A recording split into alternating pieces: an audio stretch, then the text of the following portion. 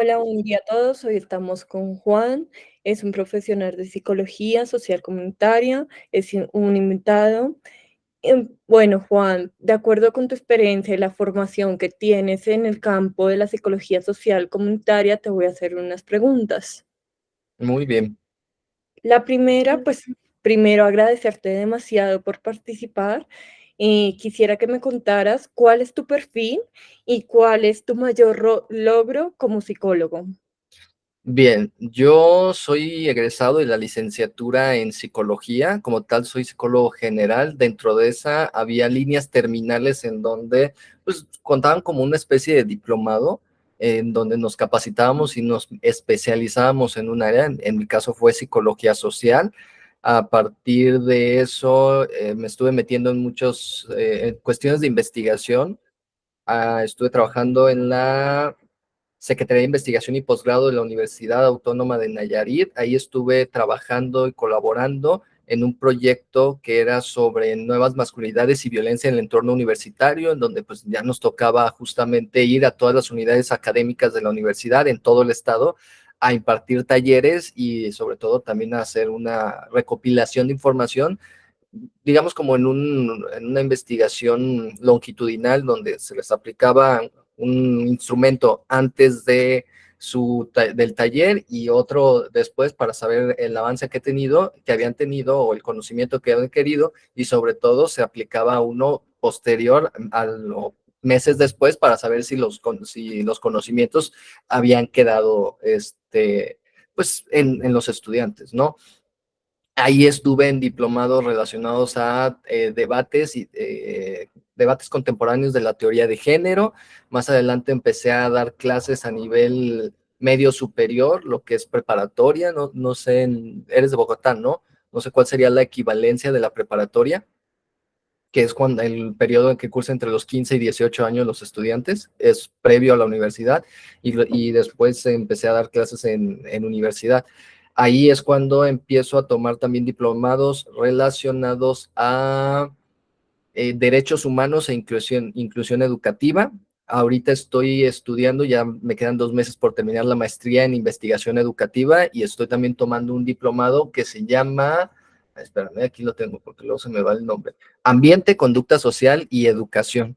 Entonces, pues esta es como el perfil que puedo llegar a tener en tanto a la investigación, en tanto a la docencia, capacitaciones.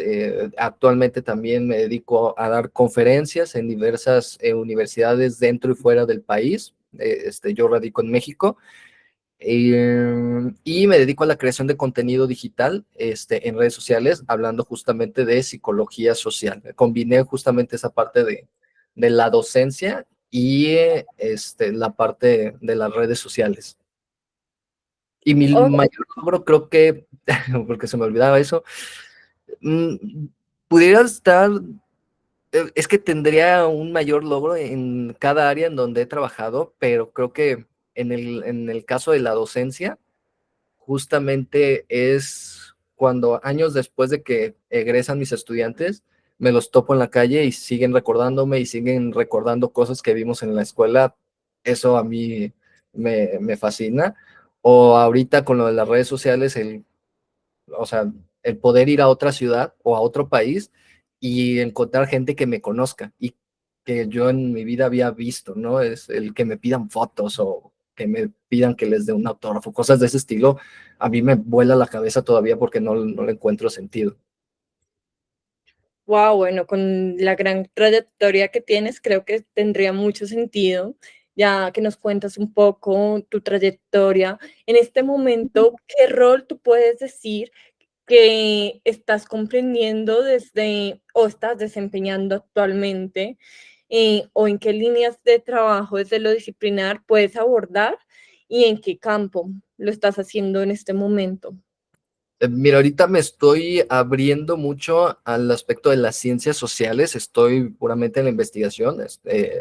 Estoy en un programa que se llama CONACYT, que es son posgrados de calidad que el mismo gobierno te beca para que solamente te dediques a eso, ¿no? Y estoy trabajando en mi proyecto de tesis con identidad, o bueno, procesos identitarios docentes de profesores de bachillerato, de cómo van configurándose estas identidades y cómo se van construyendo estos docentes, y porque en el caso de este nivel educativo son profesores que no tienen una formación directa en educación, sino que son profesionales de otras áreas disciplinares que por diferentes razones pues terminan dando clases, ¿no? Y no tienen formación pedagógica, no tienen formación didáctica, y entonces van aprendiendo a dar clases o a ser profesores en la práctica docente, justamente. Entonces, mi interés partía desde ahí y empiezo como todo este papeleo burocrático para ver si podía entrar, porque es todo un proceso para que te seleccionen y para que te bequen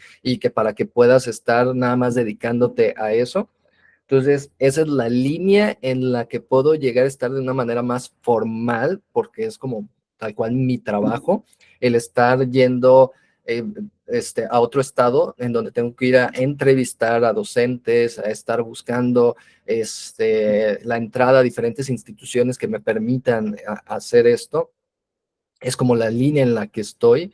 Sin embargo, pues también estoy en la cuestión educativa, que es la parte de las redes sociales, en tanto a estar creando contenido para las diversas redes sociales, para Facebook, para YouTube, para TikTok, para Instagram, y que tenga que ver una combinación entre el entretenimiento y la parte educativa, ¿no? Meter estos aspectos de pedagogía para que la información que quieras dar sea recibida por las personas y la quieran ver. Creo que hasta el momento la base de seguidores que he tenido es un reflejo de las cosas que he estado haciendo, siempre desde un marco legal, desde un marco ético, desde todos estos conocimientos que tenemos o que he adquirido sobre la investigación, en tanto a cómo documentarme, en tanto a qué fuentes sí son válidas, cuáles no, en tanto también a señalar ciertas prácticas de charlatanería que, lejos de ayudar a las personas, o mejorar el bienestar y la calidad de vida de las personas, representan un peligro por la información que pueden llegar a dar, ¿no? Entonces, mi labor es como, yo te pongo la información de lo que es, para que tú puedas crear eh, tu pensamiento crítico y tú puedas decidir con qué información te quedas, ¿no? Con esta que te estoy dando o con la que te están dando aquellos, pero que no sea solamente la cuestión desbalanceada de vi esto y con esto me quedo, ¿no? Sino que tengas los dos lados y puedas hacer un análisis a partir de ello. Entonces, creo que esa es la línea que pudiera decir el rol que desempeño. Ok, y desde ese rol, em, para ti, ¿cuál sería o cómo tú comprendes la acción psicosocial? Mira, la acción psicosocial tendría que ver con todas esas acciones que se comprenden o suceden dentro de un espacio social o un contexto social y que están influenciados por elementos psicológicos, ¿no? Hay aspectos bien puntuales en esta parte que sería como la parte de la persuasión, la parte de la conformidad, la cuestión del altruismo, que son elementos que a veces dejamos de lado, pero que nos ayudan a explicar mucho de las dinámicas sociales que existen allá afuera. Oh, qué interesante. Y desde cuáles modelos y enfoques de la psicología orientas las acciones que estás desempeñando en el campo de la psicología. En particular, yo puedo hablar de un paradigma que es bueno, un enfoque que es el sociocultural, que justamente habla de cómo la influencia de la cultura afecta, bueno, la influencia de aspectos culturales y sociales van a afectar el comportamiento de los sujetos y sobre todo también en tanto a la forma de pensar y a las actitudes que pueden llegar a tener.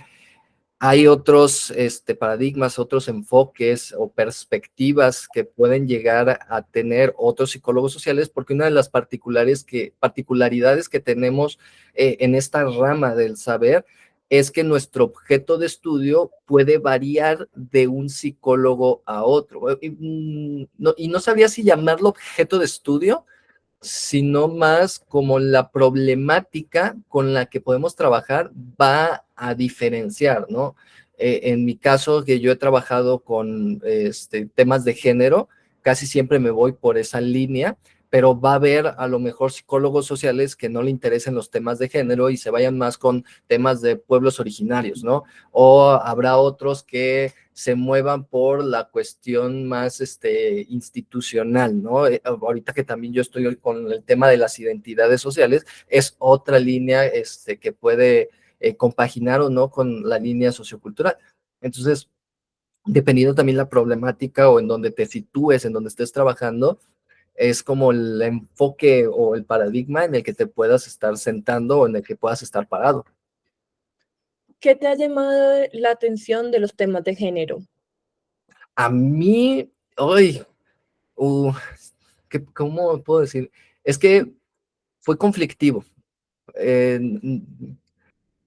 yo no voy a decir que no he sido machista, porque pues todo hombre que crece dentro de estos sistemas, en especial aquí en México, desconozco la situación colombiana, pues nos van creciendo, nos van educando desde pequeños con un sistema de valores que le da prioridad a esta cuestión del machismo, ¿no? A vernos de cierta manera frente a las mujeres y aprender cómo relacionarnos, ¿no? Entonces, cuando yo entro a la carrera, me acuerdo que estaba en una clase en la clase de género, justamente, y estábamos risa y risa algunos amigos, y la maestra hace un ejercicio, ¿no? Pasa a dos compañeros y nos dice, ¿ustedes cómo pueden decirme? No, ¿ellos qué son? Y dirían, no, pues qué hombres. Ok, pero ¿cómo me pueden asegurar que son hombres? Y empezaron a dar características, ¿no? Y cada vez que alguien decía algo, la maestra lo refutaba. Yo me acuerdo que dije, es que tienen barba. Yo en ese momento no tenía barba. Y me dice, tú no tienes barba, entonces tú no eres hombre. Y entonces fue como de, ah, caray, ¿no? Y empezó como esa reflexión de, entonces, ¿cómo sé realmente que una persona es o no es hombre, es o no es una mujer? Este, hay varios elementos o situaciones que pasé en esa carrera que me empezaron a hacerme cuestionar sobre mi posición en la sociedad, sobre lo que estaba haciendo. Se conjuntaba también con aspectos relacionados a la ética, en tanto a que no podemos estar discriminando en función de sexo, orientación, raza, color de piel, etcétera. Entonces era como que pues es que tengo que capacitarme más en ese tipo de elementos, porque sé que hay muchas cosas que yo las tengo normalizadas, pero que son actos violentos, ¿no? Que son actos machistas. Me fui a la Secretaría de Investigación y Posgrado, y ahí empecé todavía más con los temas de nuevas masculinidades y la violencia en el entorno universitario. Y pues la doctora con la que trabajé nos ponía a mi compañero y a mí a estar leyendo esos temas, artículos tras artículos. De repente era como que tienen que armarme un taller, que fue el que dimos en todas las unidades académicas referente a ese tema. Nos metieron y nos pagaron un diplomado que es el de debates contemporáneos de teoría de género. De ahí nos empezaron a pedir justamente que armáramos ponencias, y empezamos a ir a diferentes congresos en el país a hablar acerca de eso, ¿no? Entonces empecé a pulir, y entre más leía, más me empezaba a cuestionar, y veía como ciertas cosas que el mismo sistema me había privado a mí de poder actuar, ¿no? Esta cuestión que ahorita es una de mis actividades favoritas, que es llorar. Okay. Yo antes no lo hacía por vergüenza o por miedo a que me iban a decir algo o a juzgarme, etcétera, o a regañarme, incluso a mi propia familia. Y ahorita me pongo películas y me pongo a llorar, ¿no? Es mi intención, hoy quiero llorar, y así, la cuestión de expresar mis emociones y decirle cómo me siento a alguien, es también esa cuestión, ¿no? El no tener que estar fingiendo que soy fuerte todo el tiempo. Entonces me empezó a liberar de muchas cosas, y a mí por eso me encantó, ¿no? Empecé a tener como más sentido en cómo veía la realidad, y sobre todo empezó a mejorar la forma en que me relacionaba con otras personas, porque ya esta idea de que tengo que tener pareja porque soy hombre y tengo que tener un buen de mujeres, era como que pues no quiero tener un buen de mujeres, porque qué flojera tener un buen de mujeres, ¿no? Y tener que estar con una y con otra, y estar engañando, y tener que estar con el miedo de que me revisen el celular, y todas esas cosas también como que era de no quiero, ese tipo de vida no me llama la atención. Entonces por ahí, por eso me empecé a apasionar por estos temas de género. Oh. Sí, en Colombia pasa igualmente. Realmente estamos un poco en la estigmatización de el hombre no puede llorar, el hombre es hombre. Y yo creo que es una de las cosas que la carrera y la profesión nos brinda muy bonitas de poder experimentar y abrir nuestros sentimientos. Y bueno, la siguiente pregunta es, ¿cuáles técnicas de abordaje utiliza desde los modelos y enfoques de intervención utilizados en tu ejercicio profesional? Bueno, es que ha variado en función de en dónde he trabajado, porque, por ejemplo, los que más he utilizado son las entrevistas a profundidad, esta técnica de recopilación de información de corte cualitativo. Ahorita es la que estoy utilizando para la maestría.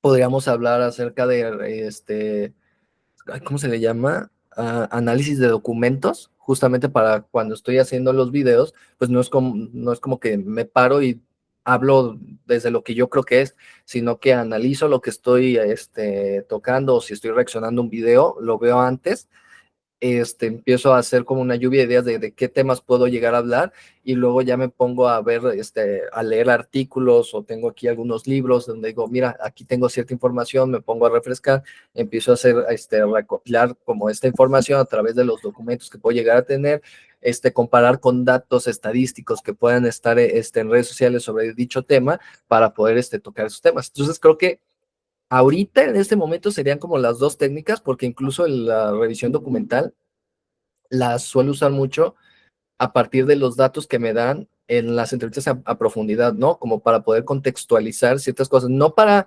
decir si la persona está mintiendo o no, sino que me van a ayudar a darle contexto a toda la información que me está brindando.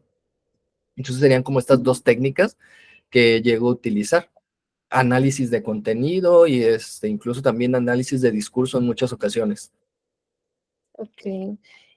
¿Trabajas de manera interdisciplinar o transdisciplinar? ¿Y en qué otras disciplinas trabajas tú y cómo lo estás haciendo? Mm, ay, no. Es que ahorita, pues yo creo que sí estaría trabajando de forma, ¿qué será? Interdisciplinar, porque he estado trabajando mucho con historiadores. Ok, Entonces, ahí pudiera ser, pero por ejemplo, he estado en proyectos en donde justamente he tenido que trabajar, por ejemplo, con arquitectos, o con agricultores, o por ejemplo, con nutriólogos, etcétera, pero que tienen que ver justamente con el trabajo que se está haciendo, ¿no? Esta parte de ir a comunidades de repente y armar, por ejemplo, talleres donde se les enseña agricultura a las personas. Entonces, yo no les voy a enseñar agricultura. Entonces, yo soy el medio para poder conseguir a quién les puede dar eso, después del análisis que se hace, para empoderarlos y que ellos puedan hacer las cosas por sí mismos, y que cuando nosotros como profesionales nos vayamos de ahí, pues quede el aprendizaje y no tengan que estar dependiendo de una persona para que se les haga las cosas. Entonces, una vez trabajamos con monjas que tenían como una especie de refugio para gentes de pueblos originarios.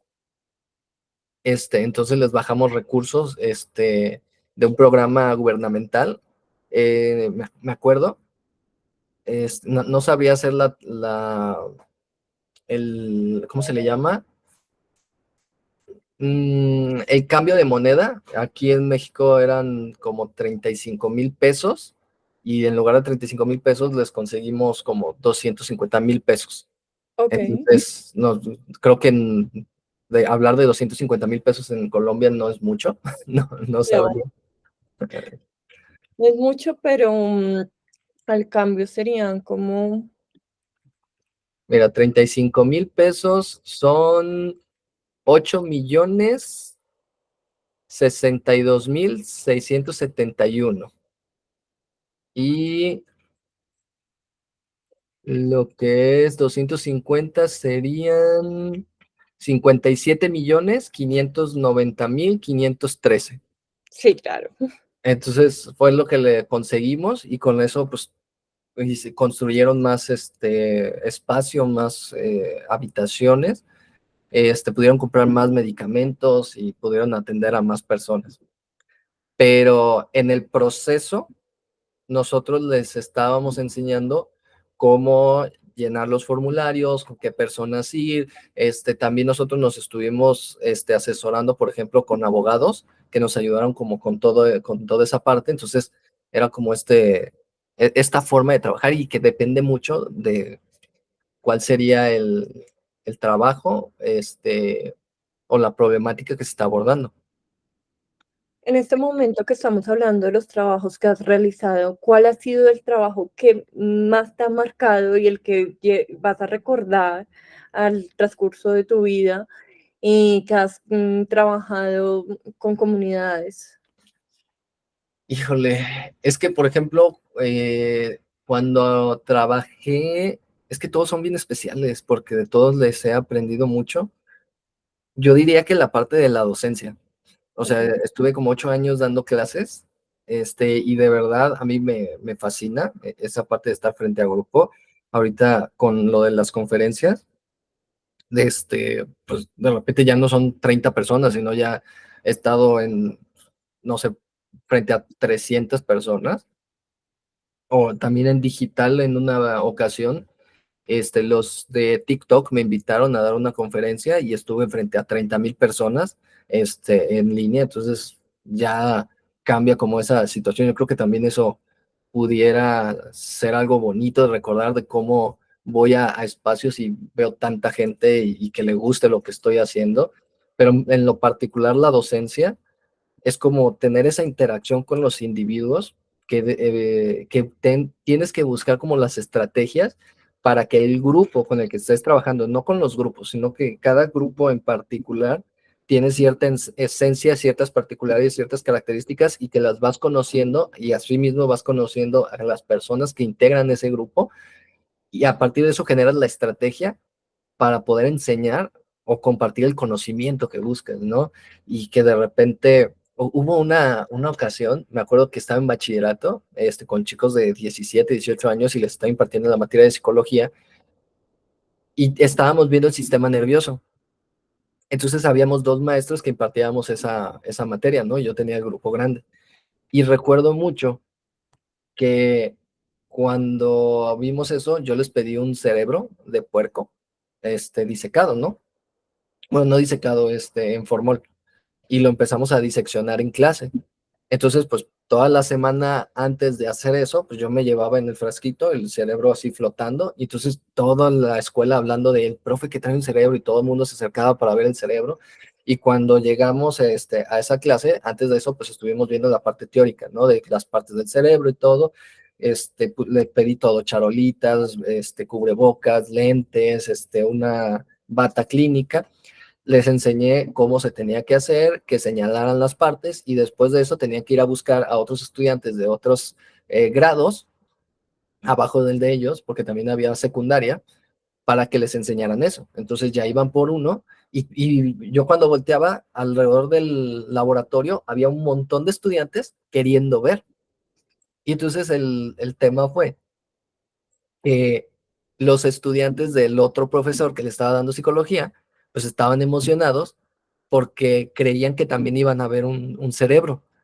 Y cuando le preguntaban al profesor que cuándo iban a tocar el cerebro, pues el profesor le dijo que no, que ahí estaban las diapositivas, que para qué hacer tanto menjurje, ¿no? Entonces, a mí el orgullo que sentí fue que cuando les hice un examen, en la parte del sistema nervioso, todo mi grupo, bueno, no todos, hubo uno que otro que pues realmente no le interesaba, realmente se acordaba de las cosas y las empezaba a poner, porque la actividad fue como muy significativa para ellos y era como que, con el cerebro, ¿no? Porque era lo novedoso, porque nunca lo habían visto, porque habían escuchado de cerebros, pero nunca pensaron que realmente les iba a tocar. Entonces el otro grupo, en el siguiente semestre, que les tocaba psicologías 2, le exigieron a la directora que yo fuera su maestro. Y entonces en Psicología 2 veíamos cosas de psicología social y ese fue mi mero mole. Y hicimos una cantidad de experimentos sociales que muchos de esos estudiantes terminaron estudiando psicología. Oh. Entonces, creo que eso es como lo más chido que me ha tocado. Hablando de estos procesos sociales que has hecho, te quiero preguntar, ¿has participado en procesos de investigación? ¿Me podrías contar cómo ha sido tu experiencia? Sí, mira, afortunadamente, cuando yo estuve en la carrera, tuve como 7 materias de investigación, ¿vale? Se puede decir que qué chido y todo, pero si te soy sincero, muy difícilmente los estudiantes van a aprender investigación en estas materias, porque es un solo maestro para muchísimos estudiantes, mínimo 20, máximo, no sé, he visto grupos de hasta 70 personas. Entonces es imposible que el maestro le ponga atención a cada proyecto que tiene que revisar, y cada proyecto de investigación tiene ciertas particularidades que se deben de atender y que van a seguir toda una línea argumentativa y metodológica que, pese a que es muy sistemático, aún así tiene que tener como cierta lógica que hace que el investigador tenga que ser muy creativo, ¿sabes? Yo, si bien ya me gustaba como todos esos temas, cuando ya empecé a agarrar la onda de cómo se hacía todo eso, fue cuando hice un verano de investigación por una beca que me dieron, y me fui a una ciudad que se llama Guanajuato con el doctor Luis Felipe García y Barragán, con un tema relacionado a paternidad y embarazo adolescente. Y entonces ahí el investigador, este doctor, pues realmente era de, ok, vamos a capacitarlo para que vayan a hacer trabajo de campo, ¿no? Y los vamos a capacitar para que sepan utilizar los softwares de recopilación de información. En este tiempo nos enseñaron a utilizar Atlas T y el SPSS. Ve. Entonces, y nos empezaron a enseñar incluso también cómo utilizar Excel. Entonces era como que en la práctica de, ok, van a hacer esto. Y entonces es salir a encuestar, ir a entrevistar. Y yo me acuerdo que en ese entonces estaba en cuarto semestre y apenas estaba viendo como materias relacionadas a psicología y mucho de antecedentes, ¿no? De historias. Entonces de intervención no sabía nada, y de repente me topaba con gente que lloraba y no sabía qué hacer, no tenía conocimiento como de contención emocional. Entonces era de, a ver, profe, me pasó esto, y mira, cuando pase esto, puedes hacer esto, y entonces vas como prueba y error, y de esa forma fui como aprendiendo mucho en el trabajo de campo. A mí me encanta el trabajo en campo, de verdad. A mí salir y entrevistar y ese proceso de conseguir las entrevistas me fascina. Y al año que siguió, porque eso fue en 2012, en el 2013 me fui a otra ciudad que se llama Puerto Vallarta, y ahí trabajé con el doctor César Guilaber. Ahí trabajé con un tema relacionado a infidelidades bajo la lupa del género, se llamaba, en donde justamente hacía un análisis de las diferencias que existen entre lo que es una infidelidad masculina y una infidelidad femenina, ¿no? Las connotaciones y características que adquiere en función de la cultura. Y entonces con él aprendí mucho lo que era el trabajo de escritorio. O sea, porque llegábamos a la oficina y era como que, ok, van a empezar a buscar artículos, van a estar leyendo, van a aprender a depurar y vamos a redactar, y luego tienen que también estar checando las citas. Y entonces cada quien tenía un tema. Entonces, porque para uso del trabajo, pues teníamos que hacer un ensayo, ¿no? Y entonces era que de repente él también estaba con su tema y me decían, oigan, necesito que me busquen un autor que hable sobre tal tema, o que me busquen tal artículo porque no lo encuentro, y que me hagan la referencia bibliográfica. Y entonces era de estar en esa onda, y pues justamente aprendí a hacer esta parte, ¿no? Y pues ya cuando llegaba yo a la universidad otra vez, a mi universidad, que es la Autónoma de Nayarit, en las materias de investigación, pues yo veía que muchos de mis compañeros se quejaban, pero como yo ya traía tablas, yo ya había tenido el ejercicio real de investigar. Para mí no era como que, porque me acuerdo que cuando estaba en Vallarta, me leía un libro a la semana, tenía que leer al menos unos 5 o 6 artículos al día, y me pedían 30 fichas bibliográficas al día. Entonces yo todo el tiempo estaba leyendo, todo el tiempo estaba leyendo, iba en el camión y estaba leyendo y me decían amigos, es que no te mareas cuando vas en el camión. Pues al principio sí, pero ahorita pues, ya me acostumbré, ¿no? Porque tengo que estar, porque son 2 horas a veces en el trayecto que hacía y no voy a desperdiciar ese tiempo cuando puedo sacarle provecho, ¿no? Que era muy estresante, pues sí, ¿no? Pero pues cuando te gusta, pues te gusta. Y aunque te estrese, pues no hay pedo. Digo, no hay problema. Y después yo egreso y voy y pido una oportunidad a la Secretaría de Investigación y Posgrado y pues ahí ya también nos empezaron a pulir más, empezamos a dar las capacitaciones, los talleres, nos empezaron a llevar a diplomados, nos empezaron a llevar hacia ponencias y era hasta divertido, ¿no? Porque de repente llegaban y aquí están sus boletos de avión, la siguiente semana se van a ir a tal ciudad, ¿no? Y así llegó el punto en donde la verdad ya estábamos, porque estaba mi mejor amigo y yo, ya estábamos hartos de estar viajando, porque era como de ya, o sea, esto es un proceso bien cansado, desde que empiezas a hacer tu maleta hasta que tienes que ir al aeropuerto, esperarte y sabe cuánto tiempo, a subirte al avión, que no prendan el aire y te estás asando, y luego todo eso, de que es incómodo viajar en algunas aerolíneas y luego llegar y todo el trayecto. Entonces, pues era ya como agotador, porque y luego había ocasiones donde no había aviones y teníamos que irnos en autobús y era como, no sé, 7 horas, 10 horas, entonces era como de cansado, como todo eso. Al principio uno dice, no, estoy viajando, qué divertido y me pagan por eso, pero ya después dices, ay no, es mucho estrés, es demasiado caos. Recuerdo mucho que en alguna ocasión metí papeles para una maestría y no estudié porque tenía que terminar un documento para mandarlo a un congreso y poder ir a dar una ponencia. Entonces, Ok, como no me dio tiempo de estudiar, haz de cuenta que yo tenía que entregarlo el sábado y ese mismo sábado yo me tenía que ir en la noche a Ciudad de México para poder el día lunes ir a tener examen, estar desde un día antes. Entonces, y las lecturas para el examen me las mandaron el viernes. Entonces, el sábado estuvimos todo el día, mi colega y yo, trabajando el documento. Él hizo su parte, yo hice mi parte, las conjuntamos, las checamos, empezamos a hacer correcciones para que se viera como estable y todo estético, digamos, que no se viera que son así como de esas partes de que tú hiciste una cosa y yo hice otra cosa y no tiene nada que ver, sino que realmente quedara bien. Este, y me acuerdo que o sea, me fui el sábado en la noche en autobús, llegué al día siguiente a las 9 de la mañana, porque eran como 11 horas de viaje, y llego a la central de autobuses y luego de ahí tengo que tomar transporte y fueron como 2 horas para llegar al hotel en donde me iba a quedar.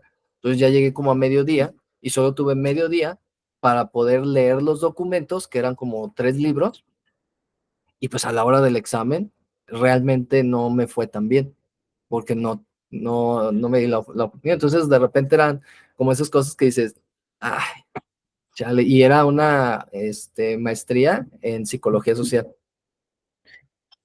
¿qué fue lo que más te interesó de esta maestría que hiciste? ¿De esta la que estoy estudiando ahorita o aquella que no quedé? La que estás estudiando en este momento. Mira, va a sonar bien romántico. Quiero escuchar eso, por favor. Lo que pasa es que yo ya tenía bastantes años dando clases, ¿no? 7, 8 años. Entonces la parte educativa a mí me llama mucho, pero no en la cuestión del psicopedagógico, sino desde la cuestión de la docencia, ¿no? El trabajar con grupos, porque ahí te desempeñas más como psicólogo social, y aplicas muchas técnicas de psicología social, sí, técnicas o conocimientos. Entonces, yo tenía planeado en algún momento justamente el abrir una institución educativa, o tengo planeado abrir una institución educativa que vaya enfocada a dar cursos, talleres, empezar a armar diplomados, empezar más adelante aspirar a meter maestrías y toda esta onda, ¿no? Y entonces, algo que quería mejorar era justamente mis conocimientos en investigación, porque pese a que estuve en una licenciatura y tuve 8 materias de investigación, yo aprendí a investigar en la práctica, al de la mano de investigadores, ¿vale? Y aunque tenía documentos que avalaban que había trabajado con ellos, pues realmente quería especializarme en investigación porque quería darle ese corte a la institución que quiero abrir. Entonces, desde ahí estaba buscando quiero una maestría que no sea profesionalizante, que sea en investigación. Y vi la de psicología social de grupos e instituciones, pero estaba en otra ciudad que la verdad no, me quedaba muy lejos de la ciudad donde vivía y como yo tengo un hijo, pues quería una ciudad que me fuera fácil y rápido el poder moverme de una a otra, ¿no? Pues estoy a 2 horas y media, 3 horas de donde vivía antes. Y en ese entonces, pues tenía esa idea de que me quiero ir a Guadalajara, la ciudad donde estoy. Pero lo empecé a dejar así, pam, pam, pam, pam. Ya lo voy a hacer después. Y empecé a andar con una persona, con una chava. Entonces la chava era radióloga, era docente en la escuela donde yo trabajaba, tenía su propio negocio y de repente empezamos a salir, empezamos casi casi a vivir juntos y ella para uso de su negocio se mete a la licenciatura de contabilidad, entonces estaba estudiando ya una segunda licenciatura y de repente le ofrecen una beca para una maestría en educación. Y entonces, aparte de todo lo que ella hacía, se metió a la maestría en educación. Y como ella venía del área de la salud, porque era radióloga, sabía muy poco del área social o del área educativa. Y muchos de los autores que le dejaban de tarea, yo los había leído en la carrera, ¿no? A Vygotsky, a Piaget, a Ausubel, todos estos personajes. Y entonces cuando tenía como problemas con las tareas, me decía, oye, es que no entiendo este autor. Y entonces yo me ponía a leerle y pues ya le explicaba. Y muchas veces le ayudaba así con las tareas de, mira, es que esto es así, así, así, se conectan estas variables de esta forma, ¿no? Y era una escuela privada. Y fue como que, es que es muy fácil. O sea, está haciendo muy fácil su maestría. Y digo, y no quiero ser una pareja que se conforma en, pues yo ya tengo mi licenciatura y ya estoy siendo famosillo en internet y ya con eso, ya no tener que hacer nada. Entonces, por eso digo que fue muy romántico, porque me inspiré en ella para decir, quiero demostrarle que soy una persona que vale la pena y que quiere mejorarse. Y entonces metí los papeles para la maestría que no tenían nada que ver con las maestrías en instituciones privadas, porque como estas te dan beca, tienen estándares de calidad muchísimo más altos porque tienen que cumplirlos para que seguir obteniendo este recurso de gobierno. Eh, Spoiler, ya no ando con esta persona. Ok, ok. De hecho, Pero maestría, que es lo importante. sí, sí, me quedé con la maestría, ya no sé si fue buena o mala idea. Pero me, eso es lo que me trajo a ella y justamente fue como había visto una en ciencias sociales, pero se abría hasta el 2024 y luego busqué más, ¿Qué más? encontré esta de investigación educativa que se abría ese año. De hecho, tenía una semana para que se iba a cerrar y entregar papeles. Entonces, como ya tenía ahí varios proyectos, metí uno que había hecho en 2017, 2016, por allá, que el que metí en la otra maestría, en la que no quedé. Y yo pensé que, bueno, ya cuando esté en la maestría voy a poder elegir mi tema de tesis porque quería hablar algo relacionado a educación y redes sociales, pero resultó que el tema que metes es el tema que va a ser tu tesis, entonces tuve que quedarme con el tema que metí, que está chido, pero ya no es como mi interés primordial estar abordando el tema de las identidades. Entonces, Por ese tipo de razones me llamó la atención, una porque era de investigación y dije, si voy a aprender a investigar, bueno, de manera más técnica, quiero que sea una maestría que cuando yo diga de cuál es mi maestría, la gente sienta confianza de que así sabe de investigación porque su maestría se lo enseñó directamente. ¿Que ha tenido fallas? Claro que sí, porque se ha centrado mucho en la investigación cualitativa y yo quería tener conocimiento de ambos lados, ¿no? Cualitativo y cuantitativo. Y ahorita si me preguntas de cuanti, siento que estoy muy obsoleto. Entonces, si me preguntas de quali, ahí te digo, pero de cuanti sí he estado como muy rezagado porque pues tengo que estar leyendo lo que realmente le sirva a mi tesis y como lo cuantitativo no le sirve, pues no estoy leyendo nada sobre eso. Nos dieron una pintadita en una clase, pero fue como 2 clases de cuanti y listo, porque la mayoría de mis compañeros también está haciendo de cualitativo. Ok, perfecto. Bueno, no te voy a preguntar de cuantitativo por solicitud, pero sí te voy a preguntar sobre qué aspectos éticos de la psicología son los más relevantes en tu campo de acción. ¿Qué aspectos éticos?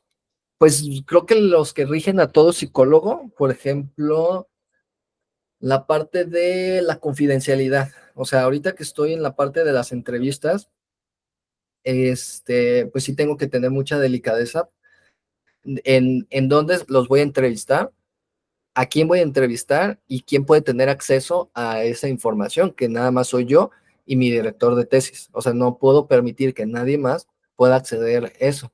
Y digo de en dónde porque justamente tuve un problema, como estoy abordando a docentes, en una de las escuelas a las que fui hay problemas administrativos entre subdirectora y los docentes. Entonces me dieron chance de entrevistarlos y me dieron un salón, pero resultaba que había la asistente de la subdirectora que se iba y se paraba en la puerta, o sea, no, según ella no se veía, pero para tratar de escuchar lo que estaban diciendo los profesores para ver si te estaban quejando. Entonces eso era un elemento que iba a sesgar los datos que me podían dar porque era evidente por los vidrios de las ventanas que estaba ahí. Y entonces los maestros veían que estaba ahí, entonces limitaban lo que me iban a decir para que no los regañaran y no tuvieran más problemas en esa parte. Entonces tenía que salir y decirle, oiga, lo que pasa es que si se pone aquí, pues no me van a poder soltar información y resulta una falta ética por la cuestión de la confidencialidad, porque pues se supone que yo les estoy brindando un espacio para que puedan darme esta información que necesito y si están haciendo eso, pues me están, pues complicando las cosas. Entonces, pues, esa parte, la cuestión de, por ejemplo, en redes sociales, lo que hago es esta parte de lo que estoy diciendo tiene que tener un fundamento teórico y científico, ¿no? No estoy hablando desde lo que yo creo que son las cosas o desde los sistemas de valores que puedo llegar a tener y partiendo desde el sesgo. Evidentemente tengo un montón de sesgos, pero en mi trabajo justamente implica esta reflexión y este análisis constante para entender en qué momentos puedo llegar a estar sesgado y también poder limitar mis opiniones sobre determinados temas. Entonces creo que por ahí pudiera irse estos elementos que es más se destacan de la cuestión ética. Ok, perfecto. Y ya para terminar, por favor, haznos una recomendación a nosotros, los futuros psicólogos, desde tu campo de la psicología social comunitaria. Mira, te voy a dar uno que sería como más general en el sentido de si algo les puedo recomendar a los estudiantes es uno, que sean más sociables. ¿En qué sentido? Salgan, diviértanse, vayan a fiestas. ¿Por qué? Porque necesitan socializar, porque necesitan tener contactos, ¿va? Está bien y está muy chido, como decimos acá en México, el que nos entreguemos a la parte académica, la parte teórica y que dominemos todo eso, pero no hay que dejar de lado la parte social. ¿Por qué? Porque luego salimos a un espacio en donde estamos compitiendo con otros psicólogos por tener un lugar donde trabajar, ¿no? Entonces, cuando tú tienes contactos, abres más posibilidades y oportunidades de poder conseguir un trabajo, porque tú no sabes si con la persona que estás hablando conoce a alguien y él te puede recomendar de, oye, mira, es que mi tío, mi papá trabaja en tal empresa y puedes entrar, si le digo, ¿no? Y no por una cuestión de nepotismo, ahí es donde se conjunta esa parte teórica, ¿no? De que domines realmente lo que haces y que demuestres que mereces el lugar, pero que eso de tener contactos sea como lo que te catapulte a poder entrar. Yo he tenido, por ejemplo, la suerte de que no he llevado más que una vez mi currículum a los lugares que he trabajado, ¿no? Porque en los lugares donde he laborado he conocido a alguien que después me recomendó es cuando, no sé, me acuerdo de el proyecto de rescate espacios públicos. Un amigo me dijo, oye, la neta, me hablaron de este proyecto y yo sé que tú eres muy bueno en la cuestión de talleres y yo estoy acá ya en otro trabajo, entonces les puedo pasar tu número de teléfono. Y yo, ah, sí, y entonces así fue que entré. Y luego termino eso y me habla el suegro de un amigo, me dice, oye, es que necesitamos gente que sepa entrevistar acá en otra ciudad, ¿jalas? Y yo, pues va, y regreso de allá y me busca un maestro y me dice, oye, hay un proyecto en otro municipio, en donde pues tú vas a estar a cargo o si aceptas, nada más que no te van a pagar tanto. Entonces dije, ah, Simón. Entonces fue como de las personas con las que ya había interactuado anteriormente, pues me ayudaron a llegar a ciertos trabajos, ¿no? Entonces, el hacer esto ustedes, no andar como muy, es que no sé qué palabra utilizar, aquí le decimos como lamebotas, Ok, este, sino en una interacción real, ¿no? De conocer gente, abrirte a esta onda y entender que esta parte de querer justificar es que yo soy muy tímido y yo soy muy introvertido, pues bueno, es que estamos trabajando con seres humanos. O sea, no es una razón suficiente como para no hacerlo. O sea, sí tienes que trabajar tus habilidades sociales y ahí entra la importancia, por ejemplo, de ir a terapia para trabajar eso, porque la psicología implica trabajar con otros seres humanos. ¿Y qué necesitas ahí? Habilidades sociales. Entonces, sí vas a estar mucho en desventaja si no tienes habilidades sociales. Entonces, ahí sería el segundo punto, aprender a desarrollar habilidades sociales. Hay muchos cursos, hay muchos talleres que te pueden enseñar eso, incluso en la misma terapia te puede ser de utilidad. Entonces serían como esos dos elementos. Y el tercero, que te prepares a entender que no vas a dejar de estudiar. Vas a terminar la carrera y terminando la carrera es cuando más lees, cuando más estudias, cuando más investigas. Entonces aprovecha tus clases de metodología de la investigación todo lo que puedas, de verdad, porque eso le va a dar sentido a todo lo que haces allá afuera. La metodología de la investigación no es solamente para hacer tesis, sino te va a ayudar en muchos aspectos profesionales. Entonces eso es lo que les pudiera llegar a decir. perfecto, Juan. En serio, muchísimas gracias por tu tiempo, por tu espacio. En serio, muchísimas gracias y terminamos esta entrevista. No, gracias a ti por la invitación.